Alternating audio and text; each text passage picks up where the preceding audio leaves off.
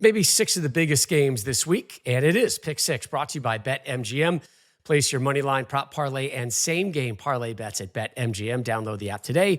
As always, please gamble responsibly. So 6 games against the spread. Mark's got his deuce dog of the week. We're going to start, though, with Coach. Ole Miss at Florida. Gators slapped LSU around at the Swamp last week, and all of a sudden, the future forecast for Florida, at least, is looking brighter, is looking stronger. They're on the cusp of bowl eligibility. Now they have a chance to ruin Ole Miss's playoff dreams.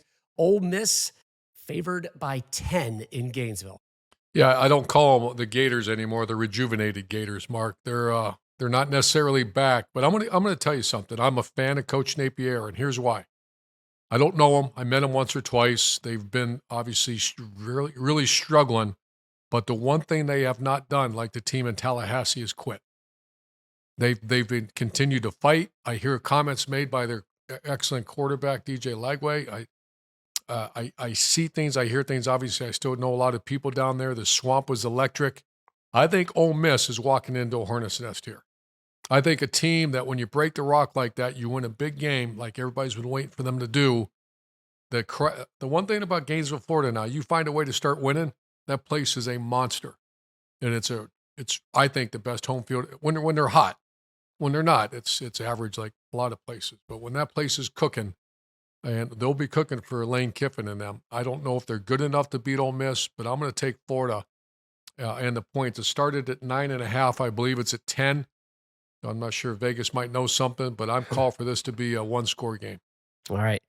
Penn State favored by 11.5 at Minnesota. You know what that is, guys? That is a sizable spread alert. I'm very leery about that big spread right now. Here's why. All right, if I'm Penn State, I'm nervous about this one. The Gophers, they had won 4 straight. They fell, though, to Rutgers 2 weeks ago.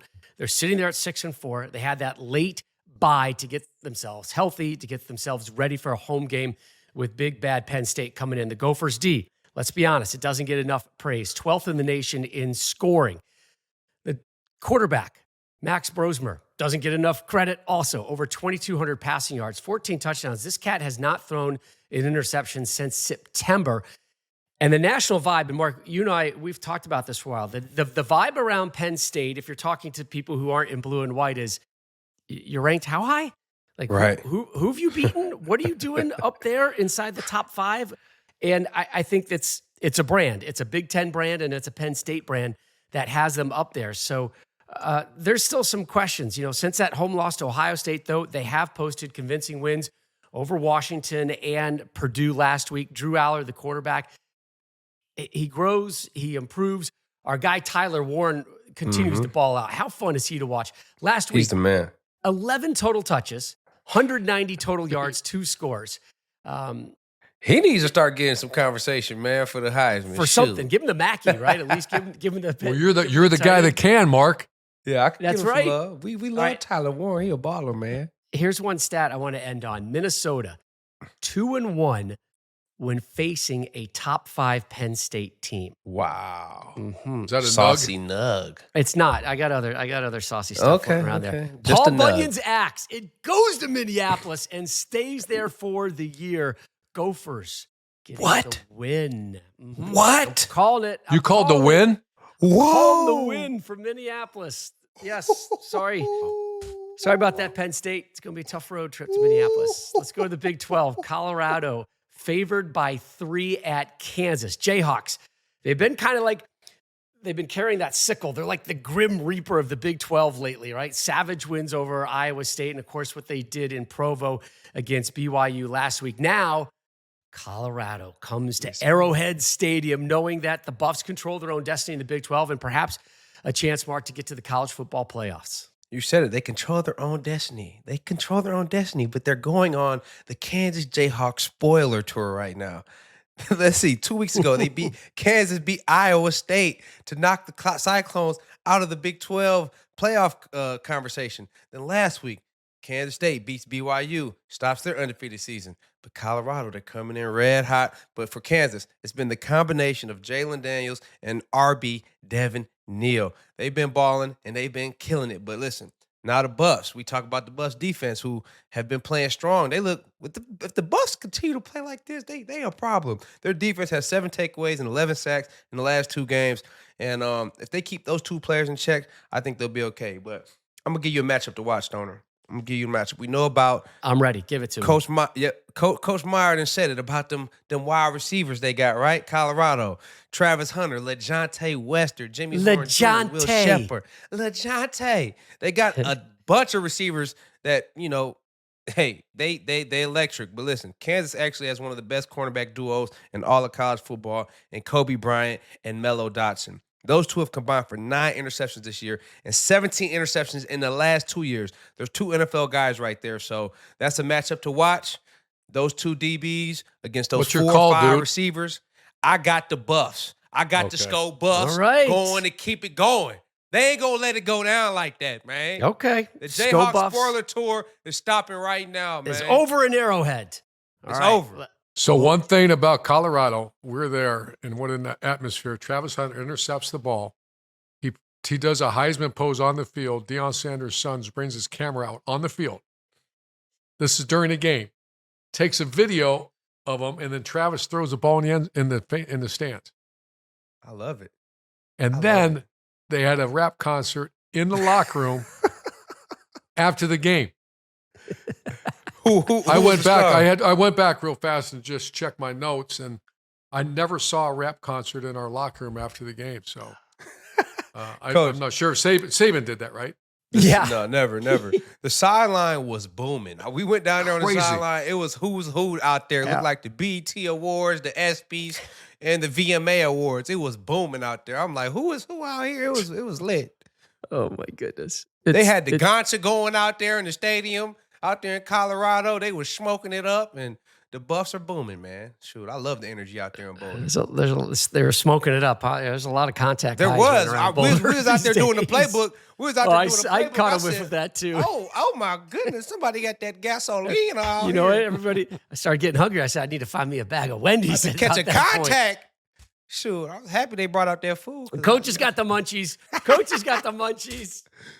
I'm out of town. I made a little pit stop, and we hit it. Let's go. Man, they said that this was the background from last week, but I'm gonna have to go do some research because this looks like a whole new background to me, Coach. Where is Coach at this week? He's in Florida. I have no idea. He's in Florida. All right, let's continue our BetMGM pick 6. Army and Notre Dame, the Irish favored by 14. First time, guys, that this will be a ranked matchup since 1958.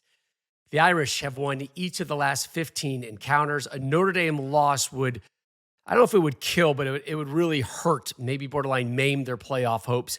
An Army win could show that they belong, Coach, in the playoff picture. Yeah, Jeff Bunkin's a friend of mine for many, many years. I think he's one of the great coaches in America. I always say playing a service academy is a nightmare. Playing a 10-0 or 9-0 service academy is a double nightmare. This is a problem. So I'm gonna say this, Mark, that it's either going to be a beating. They put a beating on Navy. Notre Dame did. Just personnel-wise, it's a beating. However, schematically, Army's built to their number 1 rush offense in America. How about this? 335 yards per game. And they're plus 11 in turnover ratio. That's a sign of a really well-coached team. Notre Dame's better. Notre Dame's, if the real Notre Dame team turns on, I think this is a blowout. So there's no medium here, is what I'm saying. This is not going to be a 15, 16, 18, 21-point game. It's either going to be a 40-point game or it's going to be a 3-point game. And I'm still fighting myself on this. The point spread went from 16.5 down to 14. Maybe someone knows something. I'm going to say Army keeps this thing close. Hey. I'm not saying they win, but I'm saying they're going to shorten the game. I really love Army. I love the fact that the triple option will be headed to Army-Navy in a few weeks. And there's a little bit of sentimental value because my father was Army. I like to see a nice close game. All right. Calling a close game. To the Big 12, BYU at Arizona State. Okay. BYU favored by 3.5. There are 4 contenders left to win the Big 12, and 2 of them meeting there in Tempe. Both control their Stoner, destinies. guess who we going to see in that game? Scatterboo. I had it in my rundown a little bit later. I know. All right, so let's pretend you didn't bring that up. No sorry. late drama for BYU last week. Kansas shocked them in Provo. All those close calls, all those survival moments, finally, I think, kind of caught up to them. I'm really curious what the psyche of the Cougars is going to be this week. With that unbeaten season is gone. Big 12 title hopes now get really, really challenged. If you're Kalani Sitake, you got to make sure that one loss doesn't turn into two losses. Sun Devils got an upset win at Kansas State. Here they are, guys, at 8-2, 5-2 in conference play. Our favorite Sun Devil is who, Mark? Cam. Whoa, Cam Scatterboo. Guess who? There we go. Cam There we Scatterboo. go. All right, so we've been giving Cam Scatterboo love, rightfully so. For 2 But how about years. the play of their wideout, Jordan Tyson, the former Buffalo, transferred over there. He was Big 12 Offensive Player of the Week this week, 176 yards against Kansas State. Sun Devils at home. I know Arizona State is well-versed in tailgating and partying and having fun. That is going to be a big-time scene in Tempe. Yes, and it that is. scene, that crowd is going to make a difference. They're going to win. They are going to win. I'm all about the upsets this week, apparently. Arizona State is going to win. How about that one? All right, let's get to the big one. The game that everybody really, really cares about right now in college football. You can only see it on Fox. Big noon kickoff leading into the noon kickoff for Indiana at Ohio State. Buckeyes favored by 12.5. They own a 29-game winning streak over IU. The last time Indiana, Mark, beat the Buckeyes, this guy right here was dancing shirtless at Colgate University to Sweet Child of Mine back in 1988, baby. I love And that that is song. your saucy nut. Sure, why not? Give him a Wendy saucy nut for that. We got plenty. Man, let's just go into this game, man. We going to be there. The big noon going to be there. Coach Herb, the OH going to be there. Urban. No, but listen, let's lay it out on the ground law right now. If Indiana wins, the Hoosiers will clinch a Big Ten championship and validate themselves as a college football playoff. It would basically seal it. It'd seal the deal. And Ohio State and Ryan Day's big game struggles would continue, and the sky would be falling in Columbus. But if Are you Ohio calling State it? wins, I'm not. Oh, He's teasing us right now. Just let me. I'm just going. Hey, I'm just setting up the ground law. You know what I mean? And if Ohio State wins, Ohio State would be in the driver's seat to get back to the Big Ten championship with a showdown rematch with Oregon. Ooh, and they would be considered a national championship frontrunner. And Indiana would have 0 good wins. Would that kick them out of the playoff picture? We don't know. But the big thing is, will Ohio State's offensive line hold up? They're going against an Indiana team that leads the Big Ten with 31 sacks and 73 tackles for loss this season.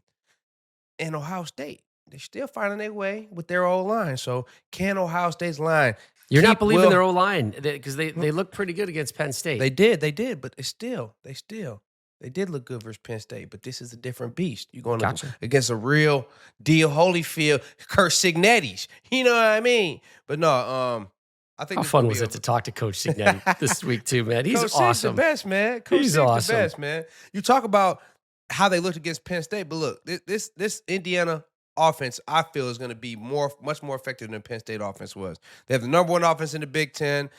Curtis Rourke, 23 total touchdowns, 4 interceptions. They have a pair of running backs that we talked about with Coach Signetti, Justice Ellison and Tyson Lawton, who have combined for 18 touchdowns this year. They have a defense that is allowing the second fewest yards per play, but they've done it all against a weak schedule. So, what is the line, Stoner? 13.5? 12.5. 12.5 is too much. Too much. 12.5 is too much. And that means I'm going to go with the Buckeyes to win just because I think playmakers make the plays in the big games. And I think Ohio State has the superior playmakers. But the Fighting Signettis will come in there ready to play. Offensively, defensively, special teams, they're going to have an edge about them. They're going to play with physicality. They're going to play with toughness and execution. And this is going to be a dog of the week. A dog of the week.